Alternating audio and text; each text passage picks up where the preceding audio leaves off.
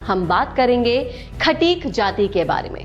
खटीक जाति मूल रूप से वो ब्राह्मण जाति है जिनका काम आदिकाल में यज्ञिक पशु की बलि देना होता था। आदिकाल में यज्ञ में बकरे की बलि दी जाती थी। संस्कृत में इनके लिए शब्द है खटिक। मध्यकाल में जब क्रूर इस्लामी आक्रांताओं ने हिंदू मंदिरों पर हमला किया तो सबसे पहले खटीक जाति के ब्राह्मणों ने ही उनका प्रतिकार किया था। राजा और उनकी सेना तो बाद में आती थी। मंदिर परिसर में रहने वाले खटीक ही सर्वप्रथम उनका सामना किया करते थे। तैमूर लंग को दीपालपुर और अजोधन में खटीक योद्धाओं ने ही रोका था और सिकंदर को भारत में प्रवेश से रोकने वाली सेना में भी सबसे अधिक खटीक जाति के ही योद्धा थे। तैमूर खटीकों के प्रतिरोध से इतना भयाक्रांत हुआ कि उसने सोते हुए हजारों खटीक सैनिकों की हत्या करवा दी थी और 1 लाख सैनिकों के सिर का ढेर लगवाकर उस पर रमजान की 13वीं तारीख पर नमाज अदा की थी। मध्यकालीन बर्बर दिल्ली सल्तनत में गुलाम, तुर्क, लोधी वंश और मुगल शासनकाल में जब अत्याचारों की मारी हिंदू जाति मौत या इस्लाम का चुनाव कर रही थी तो खटीक जाति ने अपने धर्म की रक्षा और बहु बेटियों को मुगलों की गंदी नजर से बचाने के लिए अपने घर के आसपास सुअर बांधना शुरू कर दिए थे। इस्लाम में सुअर को हराम माना गया है। मुगल तो इसे देखना भी हराम समझते थे और खटीकों ने मुस्लिम शासकों से बचाव के लिए सुअर पालन शुरू किया था। उसे उन्होंने हिंदू के देवता विष्णु के वरावतार के रूप में लिया था।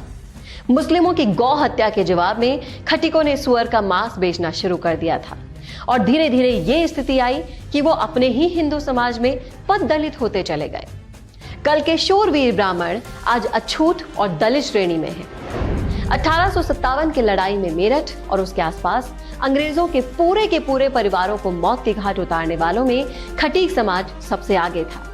इससे गुस्साए अंग्रेजों ने 1891 में पूरी खटीक जाति को ही वांटेड और अपराधी जाति घोषित कर दिया था। जब आप मेरठ से लेकर कानपुर तक के 1857 के विद्रोह की दास्तान पढ़ेंगे तो आपके रोंगटे खड़े हो जाएंगे। जैसे को तैसा पर चलते हुए खटीक जाति ने न केवल अंग्रेज अधिकारियों बल्कि उनकी पत्नी और बच्चों को इस निर्दयता से मारा कि अंग्रेज थर्रा उठे। क्रांति को कुचलने के बाद अंग्रेजों ने खटीकों के गांव को सामूहिक रूप से फांसी दे दी थी और बाद में उन्हें एक आपराधिक जाति घोषित करके समाज के कोने में ढकेल दिया था। आप ये जान लीजिए कि दलित शब्द का सबसे पहले प्रयोग अंग्रेजों ने 1931 की जनगणना में डिप्रेस्ड क्लास के रूप में किया था। उसे ही बाबा साहब अम्बेडकर ने अछूत के स्थान पर दलित शब्द में तब्दील कर दिया। इससे पूर्व पूरे भारतीय इतिहास और साहित्य में दलित शब्द का उल्लेख कहीं नहीं मिलता है। हमने और आपने मुस्लिमों के डर से अपना धर्म नहीं छोड़ने वाले, हिंसा और सुअर पालन के जरिए इस्लामी आक्रांताओं का कठोर प्रतिकार करने वाले एक शूरवीर ब्राह्मण खटीक जाति को आज दलित वर्ग में रखकर अछूत की तरह व्यवहार किया है और आज भी कर रहे हैं। भारत में 1000 ईस्वी में केवल 1% अछूत जाति थी, लेकिन मुगल वंश की समाप्ति होते होते इनकी संख्या 14% हो गई। आखिर कैसे? सबसे अधिक इन अनुसूचित जातियों के लोग आज के उत्तर प्रदेश, बिहार, बंगाल, मध्य भारत में रहते हैं, जहां मुगलों के शासन का सीधा हस्तक्षेप था और जहां सबसे अधिक धर्मांतरण हुआ था। आज सबसे अधिक मुस्लिम आबादी भी इन्हीं प्रदेशों में है जो धर्मांतरित हो गए थे। डॉक्टर सुब्रमण्यम स्वामी लिखते हैं कि अनुसूचित जाति उन्हीं बहादुर ब्राह्मण और क्षत्रियों के वंशज हैं जिन्होंने जाति से बाहर होना स्वीकार कर लिया था, लेकिन मुगलों के जबरन धर्म परिवर्तन को स्वीकार नहीं किया था। आज के हिंदू समाज को उनका शुक्रगुजार होना चाहिए, उन्हें कोटिवश प्रणाम करना चाहिए, क्योंकि उन लोगों ने हिंदू के भगवा ध्वज को कभी झुकने नहीं दिया, भले ही स्वयं अपमान और दमन झेला।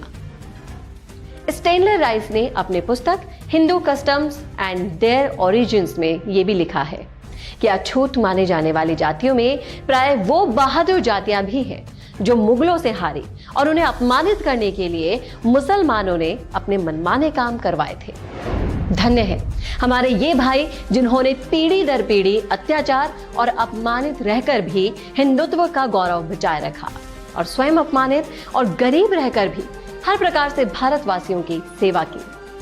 हमारे अनुसूचित जाति के भाइयों को पूरे देश का सलाम। तो ये थी हमारी खास रिपोर्ट। कैसे लगी आपको हमारी रिपोर्ट? कमेंट करके जरूर बताइएगा कमेंट बॉक्स में। साथ ही ऐसी और रिपोर्ट्स देखने के लिए देखना ना भूलें राजस्थान संवाद। नमस्कार।